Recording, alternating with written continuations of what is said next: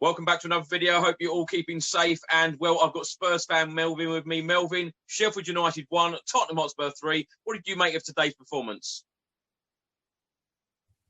Yeah, it's good. We started with intent. You could tell that the team really wanted to get that early goal, and we did. I think we grew more and more into the game. We were pressing well, and yeah, at the end of the day, 3 points, and we move on to the next game. It was really good performance. If you have to keep in mind, we did play probably the worst team in the Premier League right now, but 3 points is 3 points, and we move on. It was a very good start there, Melvyn, wasn't it? A great corner over from Heung-min Son, and Serge Aurier, of all people, getting Tottenham's first goal. Yeah, it's what you need. You need, your defenders to chip in with goals every now and then. You need everyone to try to chip in with a goal here and there. And, for Serge to do that today, it's really good. You like to see your defenders every now and then chipping in with goals. I'd like to see Eric Dyer, for example. Toby scores every now and then. I like to see things like that because, when your strikers are quiet, if Son and Kane have a bad game, you need some help with your defenders or midfielders. So it's good to see, our right back scoring. Melvyn, of course, in the 40th minute, Harry Kane got our second goal to kind of kill the game. Tottenham have been criticised. All of us fans have been criticising the club for not killing the game. When you're playing a team bottom of the Premier League, when you get that second goal, surely you think that is enough to take us through. Great goal from Harry Kane again. And then in the 43rd minute, 2 superb blocks defensively by Joe Rodon and Eric Dyer. Yeah, I've enjoyed Joe Rodon playing, actually. He played against Chelsea and kept a clean sheet, even though he was a bit shaky. He played in the FA Cup, and we played against lower division side, but against Marine, but he still played well. And again today, he looked decent. I think he's in the pecking order. He's on top of Davinson Sanchez because he's still young and he hasn't hit his ceiling yet for improvement. I think he can go even higher. I like him. He gives everything for the shirt. You could see him having grass stains all over his face and his arms. He's not afraid of a tackle. I like him. He'll give his blood for the team, so he's that type of player. So I do like Joe Rodon. And with, Toby giving us maybe another year, we don't know how long he's going to be there. He's a good player to have in the team for the future. I think he's a good player. Melvyn, in the 59th minute, Sheffield United got back into the game with a McGoldrick header. But 3 minutes later, Tanguy Ndombele, what a special moment. Probably scored the Premier League goal of this season. Yeah, I'd like to speak about the goal we conceded first because it's disappointing. We can't seem to shake it off. It keeps coming from the right side, from Serge Aurier's side. Always, we keep getting these. I don't know how we're gonna, try to shake this off. That we keep conceding these goals that are exact copy from one game to another. It seems it's the exact same thing across into the box, between the defenders. The strikers getting onto it, and we keep conceding these goals. I'd like to see clean sheet. I would have been happy with a 1-0 or a 2-0, but I'd like to see a clean sheet, some consistency. We need to gather some consistency. But, a bit of magic by Ndombele, you just can't help smile, The player sometimes does amazing things. And it's good, to get goals from other players except Son and Kane. I think other than Son and Kane, Ndombele is the only player that's been finding the net, which is, it's not the best statistic to have because Kane and Son have been on fire. But Ndombele is the other player that seems able to score. Because I cannot see Sissoko scoring. I cannot see Højbjerg getting a goal. I cannot see Winks getting a goal. Ndombele is the next guy in the list. Dele Alli is the only other player that we have that can consistently get goals and assists. the rest are Son and Kane. So, to get Ndombele scoring again, not again, to get Ndombele scoring and providing assists is very, very good to see. So, it was a great performance by him, though, wasn't it, Melvyn? Because, of course, you think back to Ndombele's first season at Spurs last season, received lots of stick by a lot of the Tottenham fans and, of course, Jose Mourinho as well.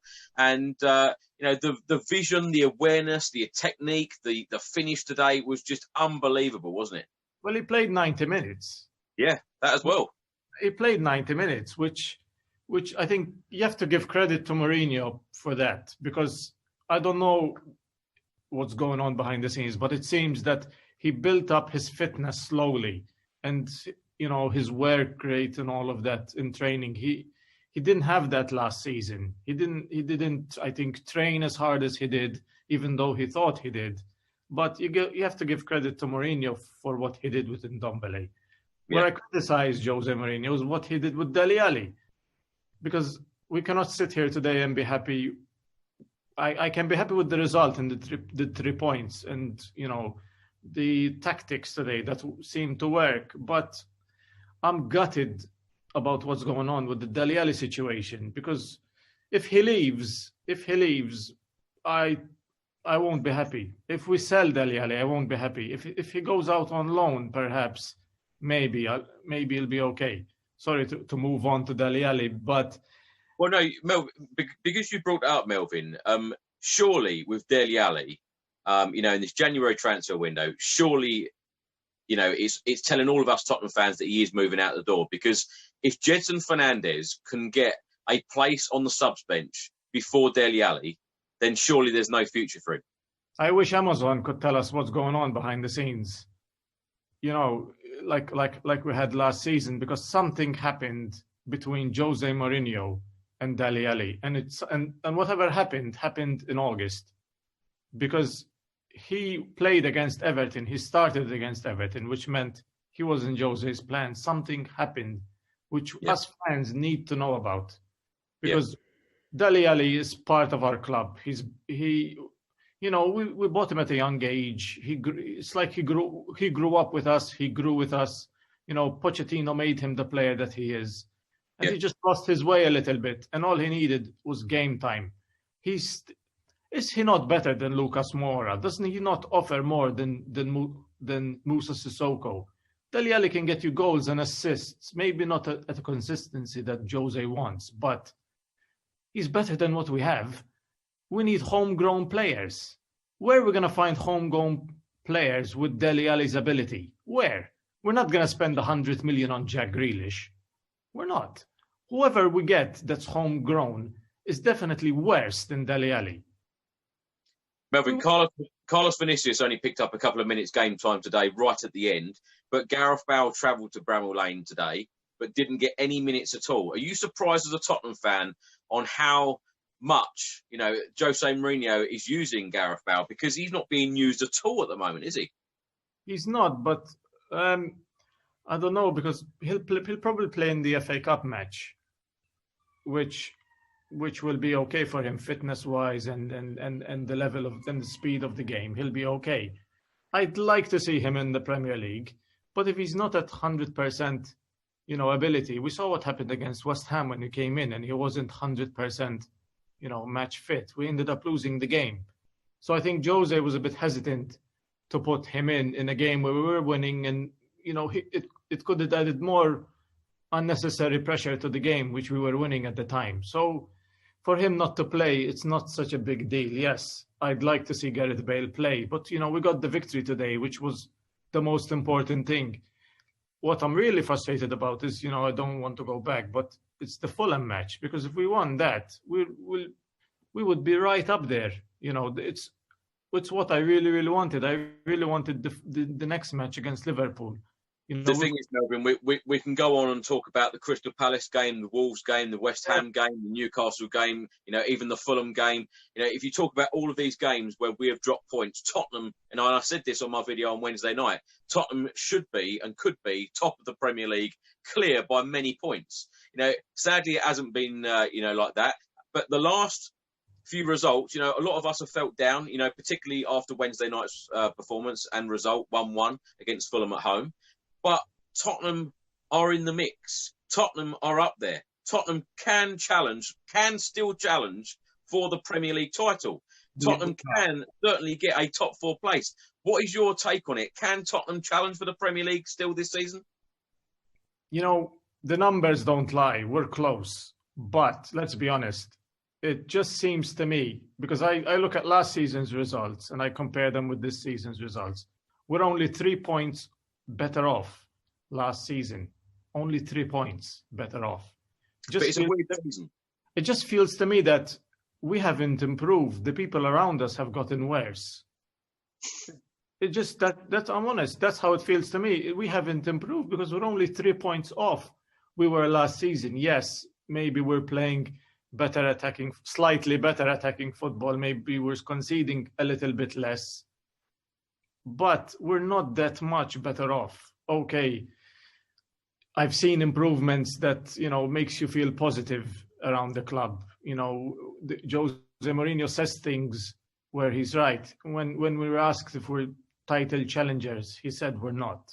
You know, when he says things, Jose, that are always right in a way. You know, he said to Harry Kane, I'm going to make you explode.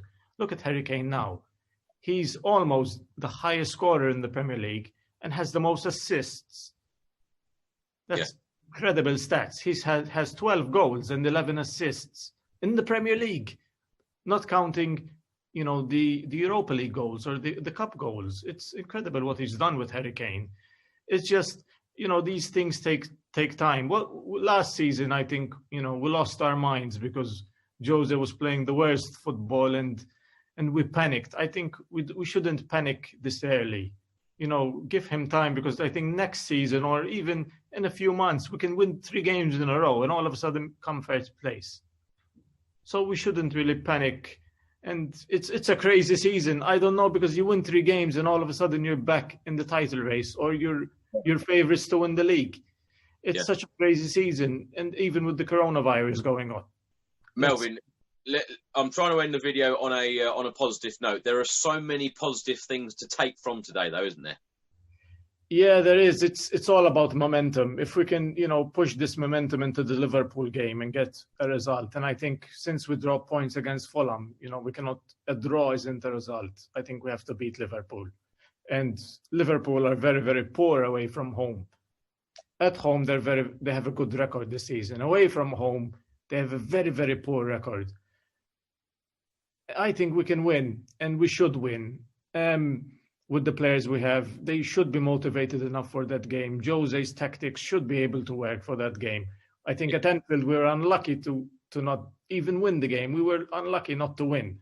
And I think if we beat Liverpool, it will put us on track, you know, to finish top 4 and be within, you know, shout for the league. You know, it's still not over. If we can get maybe one signing in January window, you know, if the Eriksen thing happens, and I don't know, you know, it will definitely improve us. If Dele leaves, I'll be sad, but, you know, we have to trust whatever the manager says. And as fans, all we can do is support the club and move forward. So if Eriksen comes back, listen, Eriksen's a magical player and will definitely, you know, help us win the league. And if he comes back and that's what it takes to win the league, then, you know, if we win the league and Dele Alli is sold, will you be happy? Yeah, of course.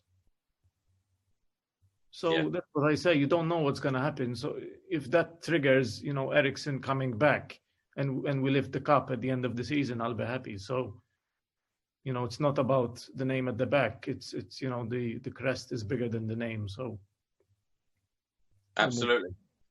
Melvyn, thank you very much. Please do put all of your thoughts in the comment section below, whether you agree or disagree with Melvyn's comments. I'll see you on the next video. Until then, come on you Spurs. Come on you Spurs.